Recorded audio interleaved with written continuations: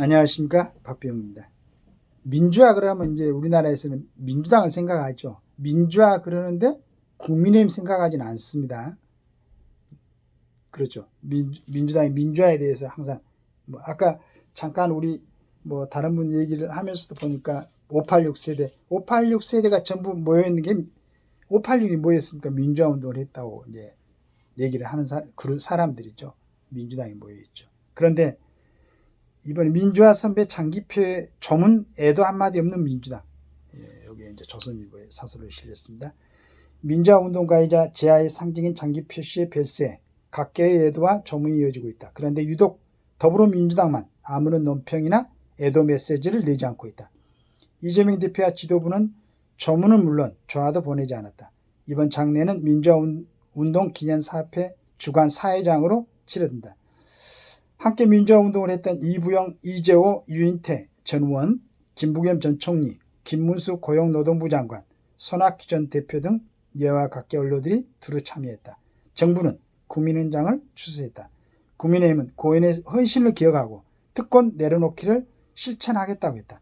조국혁 신당 조국 대표는 깊이 존경했던 대선배의 안식을 빈다고 했다. 우원식 국회의장과 한동훈 국민의힘 대표는 조화를 보냈지만 민주당 지도부는 보이지 않았다. 정치권 언론이 죽으면 정파를 떠나 애도하는 것이 관례다. 더구나 장 씨는 민주화 운동으로 9년간 옥고를 치른 민주화와 노동운동의 산증인이자 대선배다.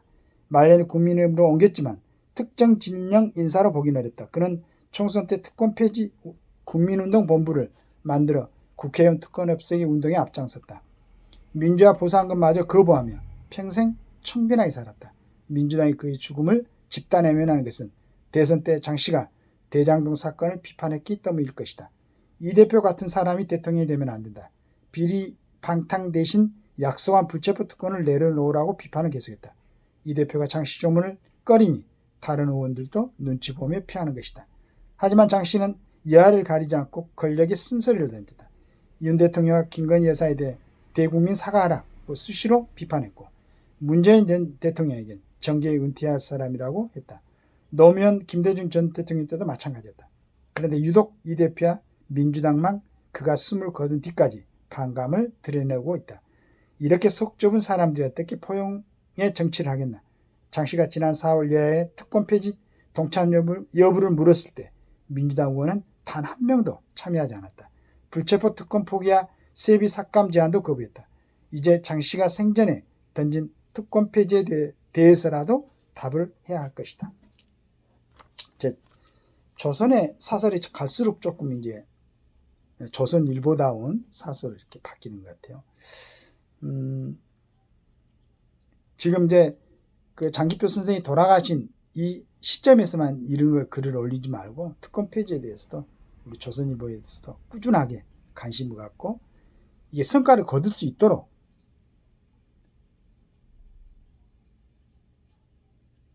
그러니까 진짜로 물론 온전하게 모든 걸 다 바쳐가지고 국가에 충성하고 국민한테 봉사만 하는 그런 사람은 드물겠죠. 아무래도 드물 수가 있는데 그러나 여론 제도상으로도 좀 그런 걸 아주 나쁜 짓을 하는 거나 나쁜 마음을 먹고 정치를 하거나 고위공직자에 오르는 길은 제도적으로는 아마 좀 걸려야 되지 않을까. 그렇지 않겠습니까?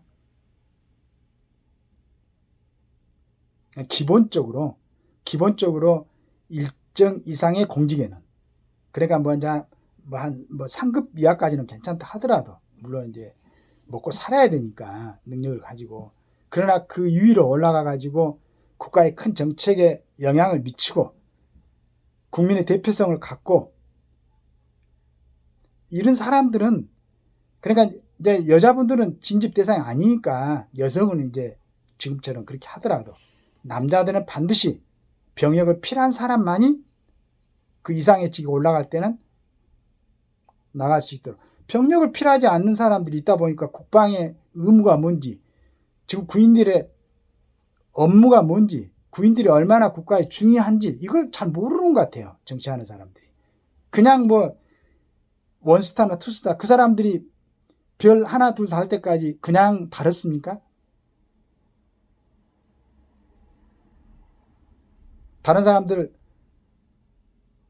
똑같이 대학을 가더라도 4년 동안 자유스럽게 생활하면서 공부한 이 사람들은 제복을 입고 4년 동안 훈련을 받고 그 다음에 임지를 자기가 본인이 선택하지 못하니까 어디든지 명령이 떨어지면 가서 전방에서부터 후방까지 가족들 같이 데리고 다니거나 떨어져서 살아야 되고 이걸 다 감수하고 20년 30년을 갖다가 군생활을 한 그 원스타 투스타들을 갖다가 군대도 안 갔다 온 사람들이 지적을 하고 이렇게 세우고 밖으로 내보내고 이걸 제복 입은 50만 60만 군인들이 볼 때 어떻게 생각하겠어요? 말이 안 되잖아.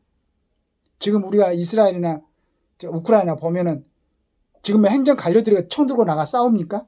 지금 죽어가는 사람들이 전부 다 군인 제복 입고 있는 사람들 아니에요.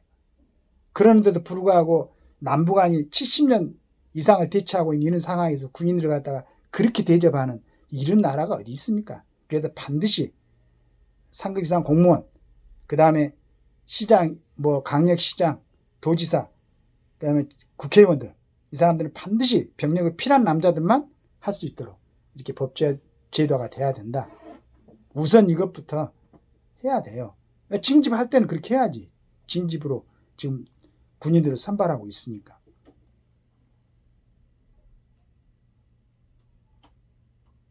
우리 국민들이 국회 안에서 대정부 질문이나 청문회 할 때 다시는 그런 모습을 보지 않도록 지금 현재까지는 그런 이제 법제화가 안 돼 있기 때문에 여러 사람들이 지금 국회 안에 입성을 했지만은 그 사람들도 다시 한번 생각을 해보고 우리가 과연 대정부 질문이나 청문회가 이거 전부 다 국민들한테 개방이 되고 다 보고 있는데 과연 우리를 어떻게 생각할 것인가 다시 한번 생각해보는 그래서 이제 국민들이 좀 국회의원들을 존중해야 될 거 아니겠습니까? 존경하고 그 사람들의 언행이 국민들의 일상생활에서 상식화 그리고 모범이 되는 그런 대한민국이 됐으면 하는 바람입니다.